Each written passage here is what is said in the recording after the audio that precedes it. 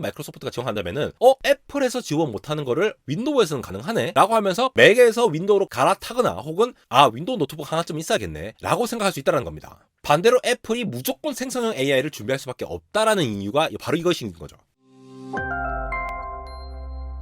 네, 여러분 반갑습니다. 한대공학 에러입니다. 오픈AI의 샘 알트만이 쿠데타로 인해 추방당했다가 다시 돌아오기로 약속하면서 마이크로소프트의 입지가 점점 더 높아졌다는 평가를 받고 있죠. 그리고 이 사건이 일어나기 얼마 전에 마이크로소프트 이그나이트 2023 컨퍼런스도 있었는데요. 여기서는 마이크로소프트가 다양한 코파일럿 시리즈를 출시한 것과 더불어서 자체 설계 CPU, GPU를 내놓기도 했습니다. AI를 통해서 혁신을 만들어가는 사티아 나델라의 마이크로소프트, 이제 시총까지 애플과 마이크로소프트가 업체를 뒤치다하는 상황인데요. 퀄컴과 엔비디아와 더불어서 윈도우즈 온 ARM을 기반으로 한 윈도우즈까지 확장하는 생태계를 노리는 이 마이크로소프트의 현재 상황을 지금 한번 정리할 필요가 있을 것 같아서, 빌 게이츠의 마이크로소프트, 스티브 잡스의 애플에서는 빌 게이츠가 이기면서 PC를 뭔가 선도를 해간 역할이 있었지만, 이후 스티브 잡스의 복귀와 팀 쿡의 애플이 마이크로소프트를 압도하는 상황에서 한편으로 비즈니스 쪽에서 애저 시스템을 기반으로 이제는 AI 툴로서 코파일럿 세상을 여는 마이크로소프트의 저력에 대해서 현재 기술 상황을 한번 돌이켜보는 시간 가져보도록 하겠습니다. 샘 알트만이 축출되는 상황, 그리고 쿠데타로 인해서 일리아 슈츠게버가 가진 어떤 AGI의 발전 속도, 이를 바라보는 일론 머스크와 마이크로소프트로 영입됐다가 다시 오픈 AI로 돌아가는 이 상황들, 제가 앞선 영상에서도 요약을 드렸고 여러 매체에서 현재 다루고 있으니까 많은 것들을 알고 계실 텐데요. 이 사건으로 인해서 가장 강력한 입지를 가지게 된 게 결국은 마이크로소프트가 되었다는 게 되겠습니다. 이미 49%의 지분을 갖고 있는 마이크로소프트가 앞으로 투자를 할 때에 오픈 AI에서 강력한 영향력을 끼칠 수 있다는 거, 사실 이거는 이제 알려지지 않았지만도 오픈 AI 내부에서는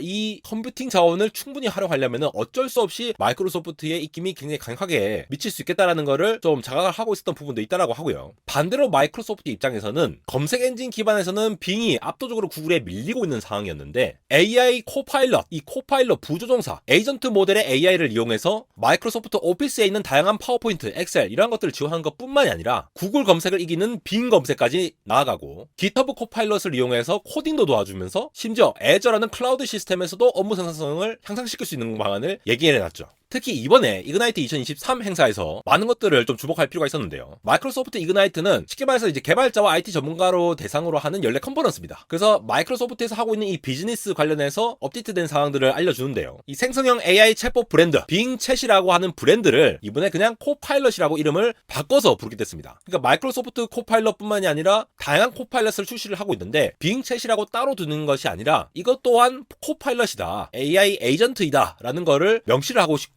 우리가 코파일럿의 회사다 라는 거를 확실히 아이덴티파이 하고 싶은 그런 것이 되겠죠. 이렇게 코파일럿 시스템으로 가는 이유가 결국은 업무 생산성과 관련된 거거든요. 마이크로소프트가 제공하는 업무 생산성을 완전히 누리려고 하면은 윈도우 시스템 기반으로, 그리고 애저 클라우드를 이용을 해서 이런 다양한 업무 생산성 툴을 활용하면은 훨씬 더 효율을 높일 수가 있다는 거죠. 특히 프로레스 쪽이라든가 비디오 영상 처리 쪽이라든가 이런 쪽에 맥북을 많이 사용하는 이유가 이런 업무 생산성을 높이기 위한 쪽이잖아요. 이런 것과 마찬가지로 어떻게 보면 애플이 전문가용으로 만든 것 대비해서 마이크로소프트가 제공하는 이러한 툴들을 활용할 수 있는 그러한 OS, 그러한 툴, 이런 것들을 활용할 수 있게끔 계속 AI를 기반으로 확장을 하고 있다는 것이 되겠죠.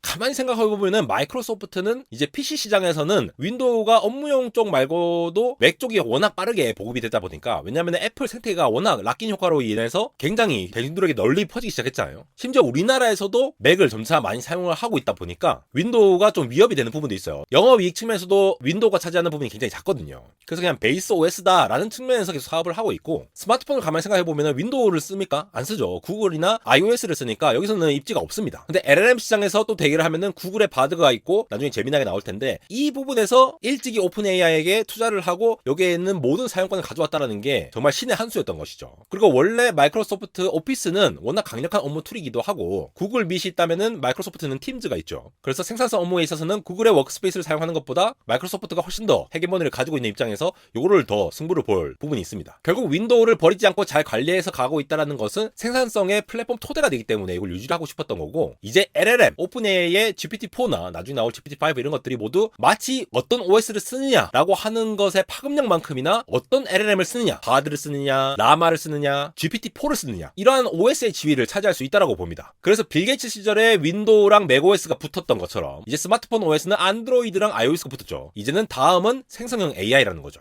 여기에 사티아 나델라는 마이크로소프트가 지원하는 코파일럿들을 이용하면 훨씬 더 많이 협업을 잘 하게 될 거다. 이게 포인트예요. 협업을 잘하게 될 거다. 그러니까 이 사람들이 이 시장, 비즈니스 시장을 다 먹겠다라는 거죠. 여기에 더불어서 사티아 나델라가 이번 이그나이트 행사에서 발표를 했던 게 에저 마이아 100이라는 AI 엑셀러레이터와 에저 코발트 100이라는 CPU를 공개했어요. 지금 보시는 거는 에저 마이아 100이라는 AI 모델을 훈련하고 실행하는 데 사용할 수 있는 걸 발표를 한 거죠. 원래 코드명 아테나라는 프로젝트로 비밀리에 이제 개발을 했다라고 알려져 있는데 1050억 개의 트랜지스터가 포함된 5나노 칩이라고 합니다. 마이아 100이 빙이나 마이크로소프트 365 그리고 에저 오픈 AI 서비스 이러한 다양한 내부 AI 관련된 워크로드를 일부를 지원할 거다라고 말을 해주고 있어요. 그리고 저 패키지를 보면은 일반적인 GPU보다도 크기가 큽니다. 그래서 이 네트워킹 케이블이라든가 이 전원 같은 거를 모두 이제 억셉트 하기 위해서 서버 렉을 처음부터 다 새로 구축을 해야겠다라고 얘기를 하고 있죠. 그래서 새로운 냉각 솔루션이 필요했다고 하는데 요거는 결국은 엔비디아의 GPU가 이제 수급이 좀 잘 안 되는 부분도 있고 결국 자체적으로 계속 이렇게 마이크로소프트의 원대한 코파일럿 꿈을 꾸려면 업무 협력이 잘 되는 시스템을 만들려면은 결국 자체적으로 이렇게 개발을 해야 된다라고 보지 않았을까 싶습니다. 여기로 두 번째로 소개된 것이 바로 에저의 코발트라는 칩인데요. 요게 코어 수가 128개입니다. 암 기반으로 되어 있는데 암 기반의 코어가 이제 좀 작긴 작지만도 여러 개의 코어를 활용할 수 있는 장점이 있죠. 특히 데이터 센터나 서버용으로는 이런 클라우드에서 코어 수가 많으면은 여러 가지 애플리케이션을 나눠서 빠르게 처리할 수 있는 효율이 있기 때문에 그리고 전력도 훨씬 효율적으로 만들 수가 있기 때문에 AI 추론 칩으로 접근을 한다는 것이 되겠죠. 최근에 아마존도 뭐 인퍼런시아라든가 아니면 그래비에이션 3E 같은 이러한 암용 기반의 클라우드 칩을 계속 자체 개발을 하고 있죠. 구글도 만들어진다고 알려져 있고 그래서 클라우드로 이렇게 AI 서비스를 계속 제공해야 되잖아요. 서버에서 제공을 해야 되고 이런 게 잘 되어 있어야 되니까 클라우드 경쟁 입장에서 아마존이 1위지만 마이크로소프트가 2위로 막 이렇게 치고 나간 상황에서 이렇게 압도적으로 차별화된 AI 서비스를 빠르게 제공할 수 있다고 하면은 클라우드 시장에서도 제대로 된 엄청난 수익 모델이 될 수 있다는 거죠.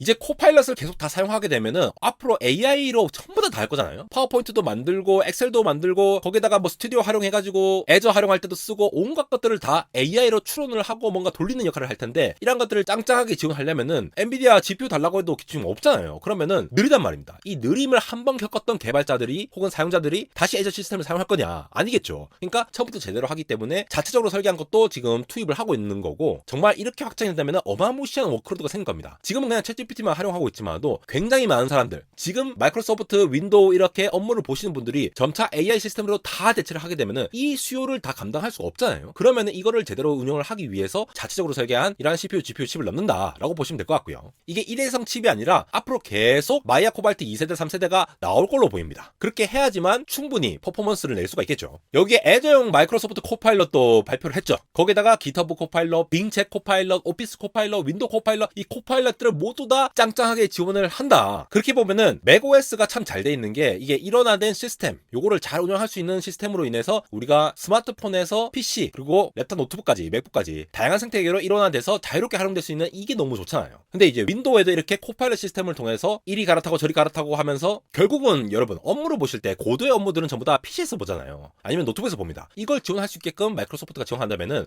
애플에서 지원 못하는 거를 윈도우에서는 가능하네 라고 하면서 맥에서 윈도우로 갈아타거나 혹은 윈도우 노트북 하나쯤 있어야겠네 라고 생각할 수 있다는 겁니다. 반대로 애플이 무조건 생성형 AI를 준비할 수밖에 없다라는 이유가 바로 이것인 거죠. 그래서 이 맥OS는 맥OS대로 쓰겠지만도 결국 마이크로소프트가 윈도우를 운영하지만도 맥OS도 이러한 시스템을 지원할 걸로 보여. 마치 현재 맥OS에서도 빙 AI를 쓸 수 있도록 지원을 하는 것처럼 그런 식으로 지원하겠지만도 풀리 커넥션된 어떤 서비스를 활용을 하기 위해서는 마이크로소프트로 이동해야 되지 않겠느냐. 거기다가 이게 정말 중요한 거예요. 이제 리스크 시스크 구조에서 x86 지정보다 ARM이나 리스크5 쪽에 집중이 되고 있죠. 이게 서버용도 그렇고 노트북 시장의 이제 발열이나 배터리 소모에서도 그렇고 장점이 있기 때문이죠. 여기에 지금 마이크로소프트가 윈도우즈 온 ARM에 굉장히 적극적입니다. 퀄컴의 스냅드래곤 X 엘리트도 윈도우즈 온 ARM을 지원할 수 있도록 다양한 애플리케이션을 지원하겠다라고 지금 선언을 한 상황이고요. 미디어텍 같은 경우에도 저런 것들을 지원하려고 계속 노력을 하고 있습니다. 이렇게 점차 마이크로소프트 기반의 어떠한 폼팩터들, 노트북 폼팩터라든가 PC 쪽에서 점차 맥만큼이나 확장돼서 지원을 할 수 있게끔 그러면 성능도 짱짱하게 잘 지원을 하겠죠. 원래 X86 기반으로 계속 지원이 됐는데 점차 모바일 쪽으로 확장이 되다 보니까 X86으로는 배터리 소모에서는 너무 맥을 이길 수가 없는 거예요. 그러니까 윈도우즈 온 ARM을 점차 애플리케이션을 적극적으로 지원할 거고 이러한 바탕으로 하다 보면은 되면은 결국 AI도 확실히 지원할 수 있는 부분이 될 것이고, 이러면은 애플이 강점으로 가지지 못한 부분을 윈도우가 그리고 마이크로소프트가 가질 수 있으니까 많은 유저들도 이러한 마이크로소프트 윈도우 기반의 윈도우즈 온 ARM의 노트북들을 점차 시장을 확대해서 사가게 될 겁니다. 더군다나 마이크로소프트가 지금 액티비전 블리자드를 인수를 완료를 했고, 그러면은 뭐 세계 최강의 기업이지 않습니까? 게임 기업에서는. 그러면 애플은 지금 게임에 있어서 툴킷 같은 것도 지원을 하긴 하지만 아직 이제 고해상도의 엄청난 프레임 수의 이러한 것들을 개발자들도 이게 개발하기가 쉽지 않죠. 거의 X86 중심으로 개편을 해온 게 있는데, 점차 이제 윈도우 기반의 어떤 것들을 점차 주도권을 가지게 되면은 마이크로소프트가 진짜 원래도 그랬지만 더 강력한 기업이 되지 않을까 이렇게 기대되는 부분들이 있습니다.